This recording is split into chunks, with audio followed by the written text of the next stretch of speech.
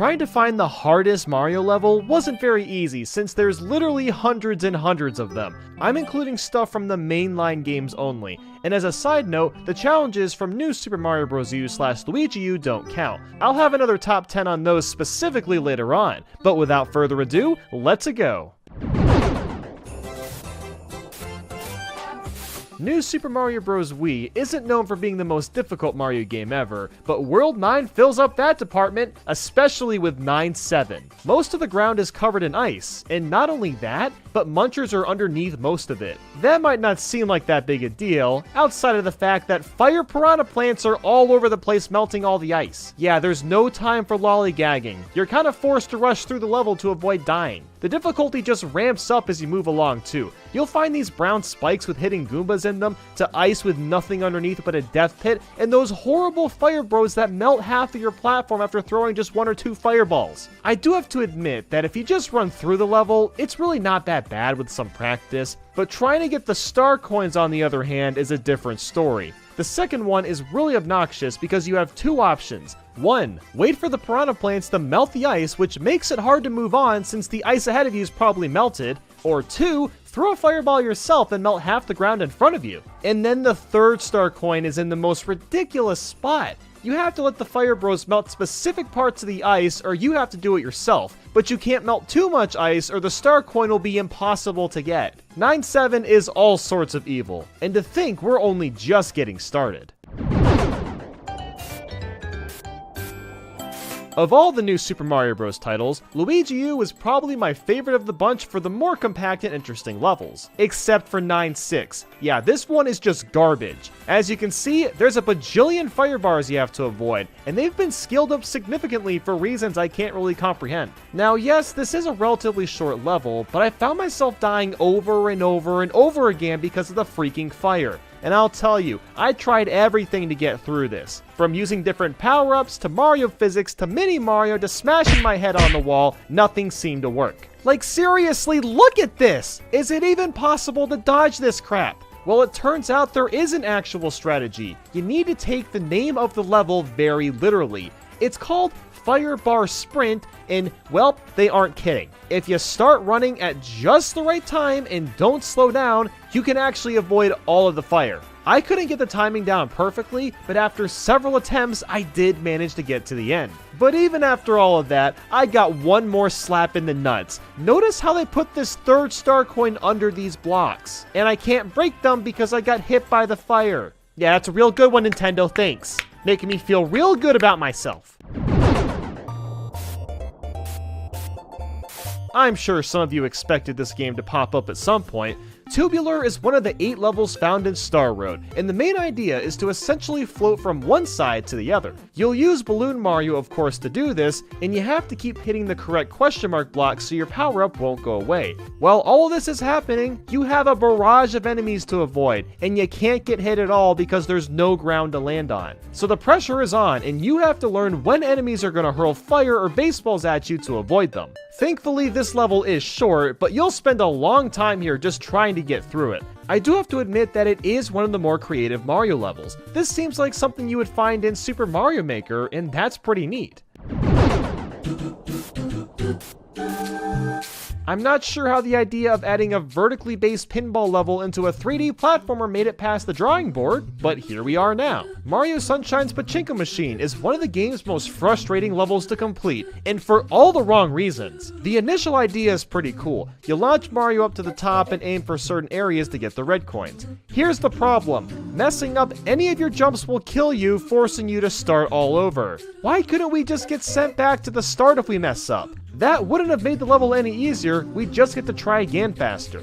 And I haven't even brought up the worst part, the completely broken and fragmented physics. For some godforsaken reason, Mario is always getting pushed to the middle of the stage. Look at this, I'm standing on this tiny pole on the left side wanting to move right for the red coin. So I did this jump, but the game decided to launch Mario towards the right. That wasn't me doing that. And I know the pole is in the middle because the game plays perfectly fine when you are in the middle. This happens throughout the entirety of the stage. You just kind of have to guess when to stop using FLUDD or when to ground pound since you don't know what the game is going to do to you. And even after you do get all the 8 red coins, the shine spawns back inside the machine, forcing you to go back in yet again and risk dying because of the physics. Thankfully, this level is short, which is why it's so high on the list, but man is it annoying. Mario Odyssey is definitely one of the easier Mario games out there, but like most modern Mario titles, they saved the hardest level for last, and Darker Side is no exception. What we have here is basically a giant marathon. You start in this lava section, hopping from pole to pole, leaping across rolling hills, turning into a fireball and jumping from lava pot to lava pot, and that's just the beginning. You'll also transform into everyone's favorite onion and traverse more level, to swimming through icy cold water, to turning into Yoshi and climbing up a conveyor belt. Next, of course, is following this flower path, to a wall jumping obstacle course, to flying for 3 years, to flinging yourself over lava with forks, and seriously, it just never seems to end. But the most difficult part has to be this cloudy section with all these burbos. These spiky little brats surround you, making it hard to knock them out. And out of nowhere, you also have to avoid several pulse beam lasers, and it just turns into a giant madhouse. And if you die at any point during this, you go all the way back. Now, with all this going on, you might be wondering why this isn't number 2 or 3 on the list. See, here's the thing. Mario Odyssey is very generous to the player in terms of shortcuts and health. There's lots of places you can find hearts to heal. Talking to this pyramid will actually get you 6 hit points, so that helps tremendously, especially in the cloudy section I talked about. But even more ridiculous is you can skip huge chunks of this level fairly easily. By shaking the controller while flying with Glide-On, you can gain ridiculously good height and skip that entire cloud section and the Donkey Kong section with ease.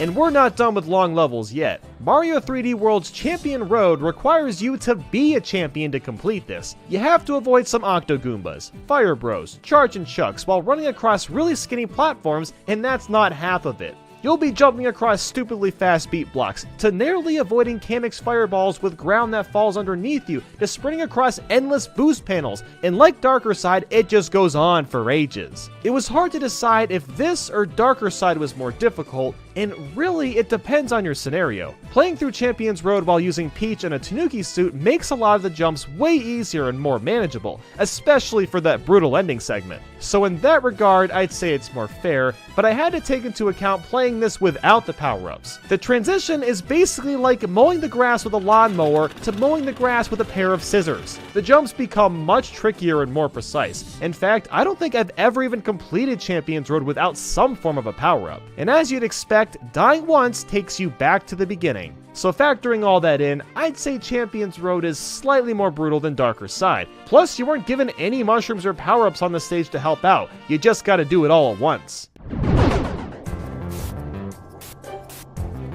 And next is a stage that has a very similar vibe. Mario 3D Land's Special 8 Crown is the last stage you'll unlock, and it's essentially the precursor to Champion's Road. The main difference is the controls. Now, I'm not saying they're bad in 3D Land, but 3D World definitely has a much smoother feeling since in 3D Land you can only move in 8 directions. Plus, the depth perception is a bit more clunky. I do think the level itself at 8 Crown also has more challenging elements to it too. There's a lot of platforms that are really tiny, or force you to bounce off an enemy just to get across. Halfway through you'll even have to fight Boom Boom and Pom Pom at the same time, which isn't that bad, but it just goes to show how much more you have to put in. Now, like 3D World, you can of course use the Tanuki Tail to help out, but even then this stage is killer just because of the amount of crap that's getting thrown at you. I mean, at the end you have 2 fire bar segments that require pristine movement to avoid, and then there's this obnoxious fire maze part with clone Marios following you from behind. And the bomb part where they just fall from the sky is pretty scary as well.